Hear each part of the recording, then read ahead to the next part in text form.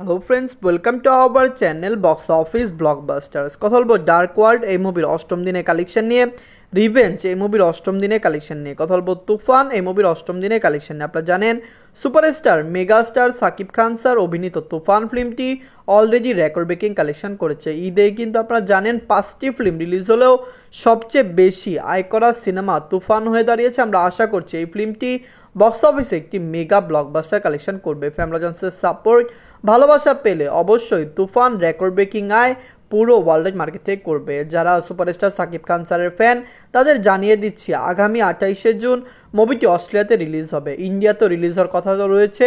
SBF চাচ্ছে বড়সড় আকারে তুফানকে ওয়েস্ট বেঙ্গলে রিলিজ করতে, কিন্তু আমাদের মনে হচ্ছে বর্তমানে ওয়েস্ট বেঙ্গলে তুফান রিলিজ না করাই সবচেয়ে বেশি উত্তম। এর প্রধান কারণ প্রভাসারে কালকে আসছে, যেটি হিন্দিতে রিলিজ হবে ওয়েস্ট বেঙ্গলে, এবং আপনারা জানেন ওয়েস্ট বেঙ্গলে হিন্দি দর্শকরা এইসব মুভিকে কত বেশি সাপোর্ট করে।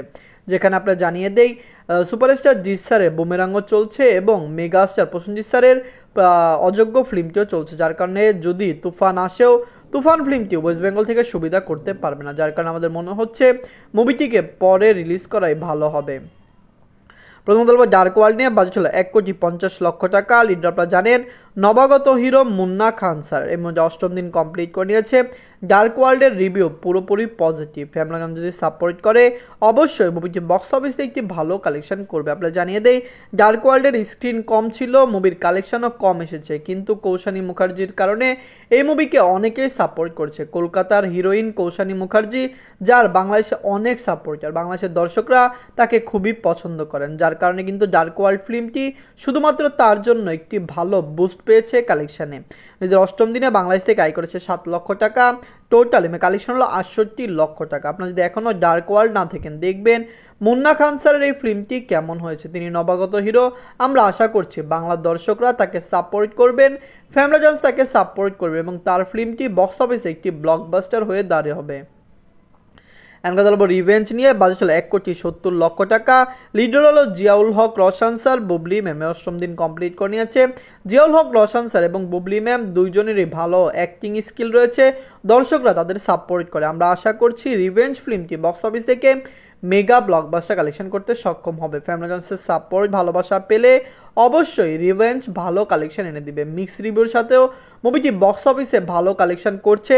আপনারা জানেন তুফানের পরে সবচেয়ে বেশি সিনেমা হল পেয়েছে রিভেঞ্জ ফিল্মটি হয়তো তুফানকে টক্কর দিতে পারেনি, কিন্তু মুভির অবস্থান ভালো, অবশ্যই দর্শকরা সাপোর্ট করলে মুভিটি বক্স অফিসে ব্যবসা সফল হবে। নিজের অষ্টম দিনে বাংলাদেশ থেকে আয় করেছে 7 লক্ষ টাকা। টোটাল কালেকশন হলো 1,04,00,000 টাকা। আমরা আশা করছি রিভেঞ্জ লাইফ টাইমে 2 কোটি টাকা প্লাস বিজনেস করবে। মুভি থিয়েটারিক্যাল ভ্যালু খুবই কম, মুভিটি কিন্তু অলরেডি ব্যবসা সফলের পথে। কথা বলবো তুফান নিয়ে। বাজেট হলো 15 কোটি টাকা। লিড হলো superstar megastar Shakib Khan sir, অষ্টম দিন কমপ্লিট করে নিয়েছে। মেগাস্টার সাকিব খান স্যার অভিনীত তুফান ফিল্মটি একটি ব্লকবাস্টার ফিল্ম। আমি এর আগেও ভিডিওর শুরুতে বলেছি তুফানকে বর্তমানে ইন্ডিয়াতে রিলিজ না করাই ভালো, কিন্তু তুফান কিন্তু 28 জুনে অস্ট্রেলিয়া মার্কেটে রিলিজ হচ্ছে। আপনারা জানিয়ে দেই অস্ট্রেলিয়া মার্কেটে মুভিকে ভালো শো দেওয়া হয়েছে, প্রতিদিন মুভিটি 19টি করে শো পাবে।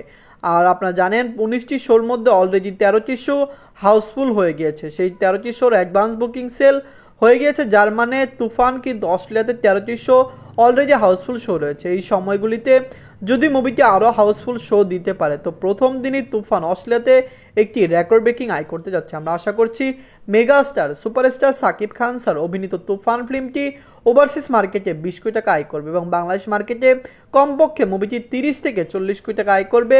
বক্স অফিসে অবশ্যই মুভিটি 50 কোটি টাকা প্লাস বিজনেস করতে পারবে। বাংলাদেশের ইতিহাসে যেই রেকর্ড কোনো ফিল্ম করতে পারেনি সেটি তুফান করিয়ে দেখিয়েছে এবং অবশ্যই তুফান লাইফ টাইমে আরও বেশি আয় করবে।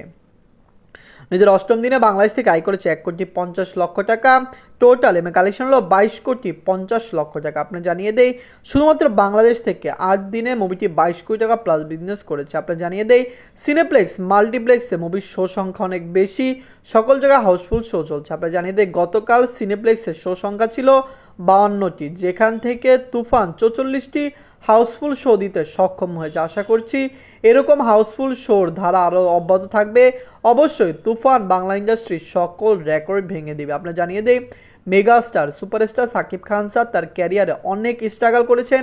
তিনি আপনারা জানেন ইন্দো বাংলা ফিল্ম করেছেন, এমনও সময় গিয়েছে তার ফিল্ম বাংলাদেশে রিলিজই করতে দেওয়া হয়নি, শুধুমাত্র ইন্ডিয়াতে রিলিজ হয়েছে এবং ফিল্মগুলি অনেক ক্ষতিগ্রস্ত হয়েছে। কিন্তু বর্তমানে তার যেরকম মার্কেট, তার দ্বারাই বাংলাদেশের ইন্ডাস্ট্রি অনেক উন্নত হবে। আপনার কমেন্ট করে জানিয়ে দিন তুফান, রিভেঞ্জ, ডার্ক ওয়ার্ল্ড এই তিনটি মুভির মধ্যে সবচেয়ে বাংলা মুভি কোনটি, কোনটি হবে বিগেস্ট ব্লকবাস্টার, কোনটি হবে ফ্লপ, কমেন্ট করে জানিয়ে দিন। ধন্যবাদ।